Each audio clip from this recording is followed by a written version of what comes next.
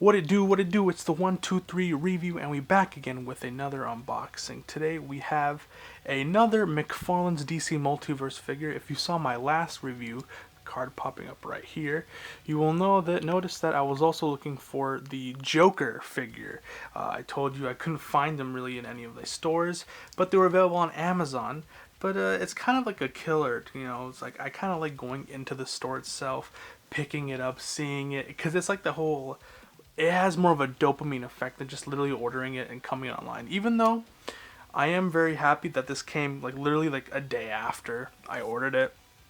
But it's just, I don't know, it's the thrill of the hunt. I really appreciate the thrill of the hunt. Which is why I got into wrestling figures, because hunting is really like the main thing about it. But anyways, getting to the package, you noticed I scratched out my name. And yeah, I ordered it on Amazon, came literally a day later. Have my box cutter here. Very smooth, very smooth. Like I said with the Batman figure, the Arkham games are literally my favorite games of all time. Maybe next to Mafia. And that's what really got me into like Batman and superheroes, because originally I was a Marvel guy because I grew up with the 2002 Sam Raimi film, like Spider-Man films, and I was never really into DC movies. Even though I did see the first Batman Begins, I never really saw Dark Knight when it came out, and then when I saw Dark Knight Rises, it was pretty much of a big letdown. So like the Arkham game is what really kept my fandom of Batman alive, because I wasn't really like reading the comic books. But anyways, let's open this package and see. Oh, okay. Oh, nice. Okay, so it does come with ew, why is there... Anyways, it comes in this little safety bubble package. But why is there... I think that's just cardboard residue. This thing. Anyways, easily wipe that off. But here is the figure in all of its glory. And here we have the Clown Prince of Crime outside of its Amazonian box. It's a hit or miss with figures when you buy them from Amazon, because sometimes either the box will be warped or there will be imperfections on the figure itself. Because, that's one of the reasons why I don't like specifically buying figures online, because when I'm in the store I can see the paint mishaps, because some not all figures are going to be built equally. So I like to be there in the store to look at. Maybe there's a paint mishap there, but maybe I can find another one that is a higher quality. But because this figure is, it's not, I can't really find them anywhere, I will settle for online. And even if there is a paint mishap, which I hope there isn't on this figure, it's completely fine. It's better than not having it entirely. So taking a look further at the box, it does promote that this has 22 moving parts, which is very good. Sorry about that. And then there is a McFarlane's Toy logo, and it also says that it's 12 and up. I believe the original games were T for teens, so I guess and it's a toy. It's not really, but it does come with a gun, so it's it's dicey material. Parents will, hey, why does Mr. Kid's toy have a gun? That's why it's 12 and up. T for teen, bro. We're edgy teens. Again, the Joker. Nothing too special with the box. The side, the Joker, Arkham Asylum, and on the back it has what the card will look like, which is cool. I've seen other figures where the card looks really cool because it takes inspiration from a specific comic issue. Like if you see this picture of... These are more interesting than just a picture of a portrait. Like, I think if you get these Wonder Woman figures, that's what the picture will look like, and that's just stupid. It reminds me of those like poster sticker cards, which I think I have around here. Yeah, like this. Like, imagine if you bought a figure and it's just this. Wow, that's Doc Ock. Wow, cool. So that's why I wish there was more effort put into certain cards more than others, but it's still cool. I mean, change up the monotony. Anyways, you can follow McFarlane Toys on Facebook, Twitter, and Instagram. Again, I believe source material, all that stuff Yeah, so now let's take a closer look at the figure itself and release him from his plastic prison. Let's go, guys. Okay, and now we're going to unbox him. A lot of people skip this part of the review where they just open the box, but I know. I come from a older land of YouTuber. I actually liked when people open the boxes themselves. Today I'm gonna unbox a box. Oh, that was like butter. Did you see that? For this being a really old rusty, see, look at that. It still cuts pretty well.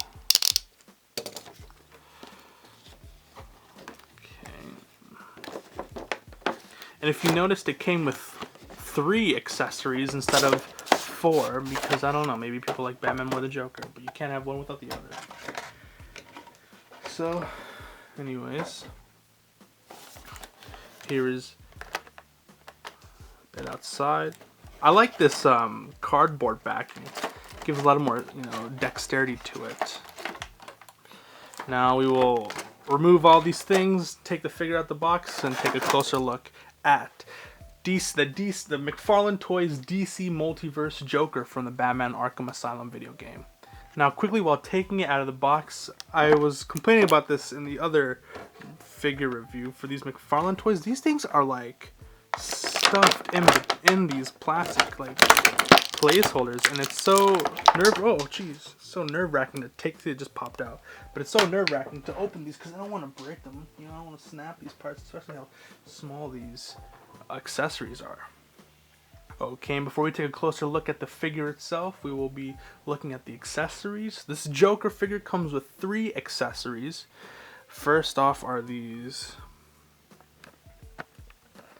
little fake teeth that can be found in the game throughout the entire game. It just go and then you just throw a batarang at it. It doesn't really do anything, but it's an iconic thing of Joker, I guess, in the game itself, because you know that he's near. But let's take a closer look at the accessory itself.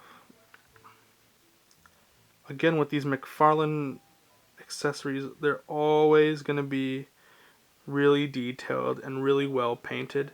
This might not be as well detailed as a thing, but that's with the price of admission, because it is like a fake. It's supposed to be a fake plastic toy, right? But it's just smaller. But again, the paintwork of the metal, they can never fail with this paint metal. See how it they really done a good job instead of just, I think, yeah, mine's is a bit warped also, but the paint is really nice, no real mishaps. They added a little dark tints of black just so that it has been freaking crawling around the floor of a prison. So, and it does come with 2. So I think maybe mine's is, yes, that's kind of sucks, but I'm gonna have him on the floor holding him, or him holding one of it in his hands. That's how I would display him. But yeah, the paintwork and the detail is really good, as to be expected. You see, even they have little cross marks on the screw itself. So it looks like you could literally just wind him up and go yeah. And then he also comes with his revolver. Oh shoot, revolver, which is also pretty well detailed. It has his grips on the sides. It's nice. There's a bit of a scratching, denting on the metal itself. It's not as detailed as, say, a NECA accessory, but it's still a lot more detailed than a lot of other accessories that I've seen that come with like wrestling figures. So, oh, and there goes Joker. He agrees with me. But yeah, again, the paintwork for the metal, for the brass, not brass, but whatever kind of metal is used for a gun is well detailed. Not as good as a NECA, but still, you can tell some effort went into it. Before I forget to mention, let's take a look at this card, because I wonder what it says on the back. Each of these McFarlane Toys figures come with one of these collectible cards, and it has a little data file on the back. This one is for the Joker. The Joker, Batman Arkham Asylum video games. Real name is unknown. Height is 6 foot, and which is weird because you'd think the Joker is usually taller than Batman, but in this case it's the opposite. He is a lean, mean, 160 pounds, and an insanely homicidal supervillain. The Joker's white skin, green hair, and blood-red lips belie the self-styled clown prince of crime has no superpowers beyond a capacity for incredible violence and a skill at creating deadly mayhem. He frequently concocts elaborate schemes to entrap his arch nemesis, Batman. Sorry, it's the dyslexia talking. Anyways, DC Multiverse. But again, this card isn't nothing to call mom about. The portrait itself is good, but it's nothing too special. I wish they made, like, if you see the NECA retro cloths, they specifically make like different like artwork for the back card, for the backing card. But I guess that is a part of the packaging. This is just a throwaway card that, you know, comes with the figure, so still okay. I'm still surprised at the quality. Like, I was not expecting this to be like a thick cardboard with printed material on it. I thought it was just gonna be like one of those trading cards, like a Yu-Gi-Oh card or like a Vanguard card. Okay, and here is the Clown Prince of Crime himself. One of the gripes I have with this figure is, if I zoom in, his face sculpt does not really look like the Joker in the video game. It's close, but I mean, it looks like he's more inspired. It looks like more the storyboard, like it looks like it's been inspired by the video game, but it's not really based on the video game, which is kind of sad because the Batman they made for the Arkham game was really good. I think maybe it's too clean. It's missing that grittiness that it had in the actual game itself, but it's, I mean, from afar, when I have this dynamic lighting here, like if you can see, it looks pretty badass. Like, see, it's like, I can't even do I'm the Joker, baby. I could not do a Joker impression. You wanna know why I got these scars? But he doesn't talk like that in the Arkham game. But yeah, the detailing on the jacket is pretty good. The paint work, you can see like it looks like folded cloth. The way they added the paint and molding. The flower itself, the little decayed flower, is pretty good. You can even see the texture work on the coat itself, which goes all the way through to the pants. It kind of looks like a muscle, to be honest, like an X-ray muscle. And he has his yellow shirt behind him with a little belt buckle. Is that supposed to be? I think it's supposed to be a clown as well, but you can kind of see, you can kind of make out the clown. It's not too obvious, but it's still there. And then he has his gold chain, because you know my boy Joker be dripping. He gotta look smooth, he gotta look fly. And then it's also a pinstripe. Is this what it's called? A pinstripe? Pinstripe? I don't know. One of those penguin type jackets. And then he also has his Joker shoes. His nice little dress shoes that point up towards. But yeah, the detail work, the face sculpt isn't the best, but it does make up for it with the detailing on the clothes itself. Like, they knocked it out of the park. See, even these little details to like the buttons on the back, and even has the stuff like that. It's really good. The face sculpt again could have been better, but I mean, overall the paint work is amazing.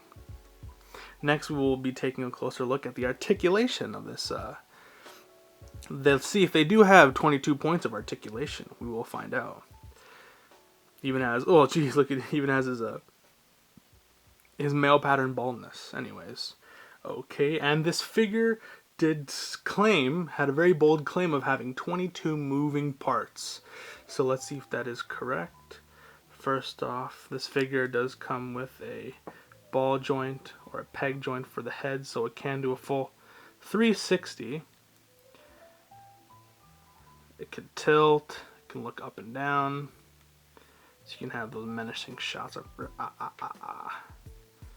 And then furthermore, it does have a socket, elbow socket, and like the Batman figure, it does come with these shoulder articulations. This ball socket over here, which gives it more of a range of motion to do things. And because he doesn't have a cape, there is more range of motion with it, which is kind of weird. You'd think it'd be the opposite, because Batman would have more needs for ranges of motion to do all those different dynamic poses.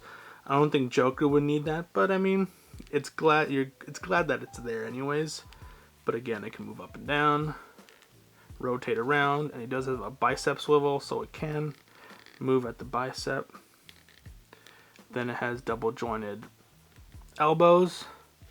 So by that it means it can, instead of, most figures can only go about 45 degrees, but I believe this figure can go all the way like that.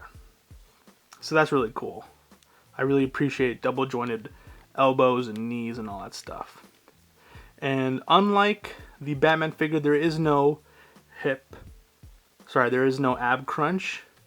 I believe it's there in the molding, but because the jacket is a hard plastic and it's not really like in the Batman figure, there is an ab cut. Like there is, you can clearly see that there is an ab cut. But I think because this figure was more meant to be looked at instead of having it in the dynamic poses, no ab cut like there is on the Batman Arkham figure. It is encased, but you can still feel it in the molding. Like in the actual figure, it does have it. See, you can. Okay. See, yeah, it can go back, but you don't really want to do it because there is no. You can get him. Anyways, yeah, and there is a hip rotation. Then moving down to the legs, you can do the splits. And there isn't a thigh rotation, but there are the double jointed knees on the figure itself. But like the Batman, it is very tight. But the more you move it around, the more the joints will get used to it. You can move it up and down the foot, but you can move it, but because the pants are molded at the foot, the base of the foot, you can't really move it around without making it look weird. And like the Batman figure itself, there's a funny toe joint. I never understood why these toe joints were needed. I feel like the more looser they get, the more options for it to be. So like this is more tight, but this one's pretty loose. Like I feel like over time, if I had it like that, it would just bend over and fall off. But thankfully, the lovely people at McFarlane do provide a stand for your figure. Sorry, it cut out, but they do come with a stand, which is very lovely, very, very lovely. Okay, and to reference scale, here I have the McFarlane's DC Multiverse Joker next to the Mattel Dark Knight Joker. Here are the differences. Obviously, you can tell what a difference 2 inches would make.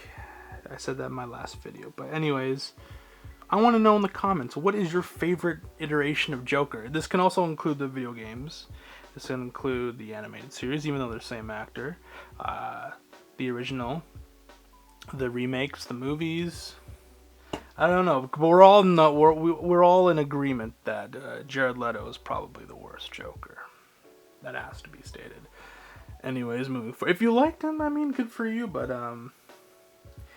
he's not my Joker. He will never be my Joker. My Joker is obviously Mark Hamill. That is my favorite Joker. But anyways, it's so funny having these two next to each other. It's like mini Jokers standing next to his Joker's son. Okay, and then another segment I like to do is the ease of appliance, meaning how easy it is to put the actual accessory in the hand.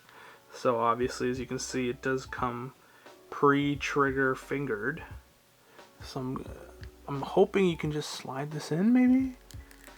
I think I'd have to like pry open the gun a bit. I'm probably making so many people cringe right now. Because, oh my gosh.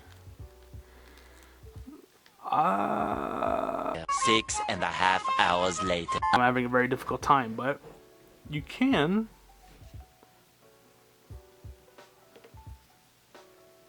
I'm guessing that's why it's positioned like this, to have him hold it, maybe? Like that. I don't know. Anyways, holy moly, that was a task and a half. That was not the easiest thing to do. I would not want anyone to do that. But I finally got him in finally got the gun in his hand. And my final thoughts is that this is a decent figure. Definitely worth the price of $24.99. The head sculpt could be improved. There, even though the painting itself is really good, when you compare it to the actual, I think what the Far Cry is that when you see the actual photo, and then you see the actual figure, you can really tell the stark difference. I mean, I was kind of hoping for more skin tone. This is just a pure white face paint.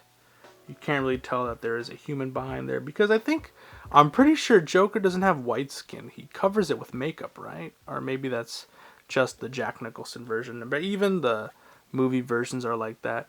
But again, the painting everywhere else is amazing. It's phenomenal. There are certain articulations where it doesn't really need to be articulated, especially the toes. The toe does not need to be articulated, and it's great that it does come with an ab crunch, but it's not really needed for this figure. For being what it is, for being the price it is, because a lot of these reviewers, when they talk about figures, they never talk about the price of admission.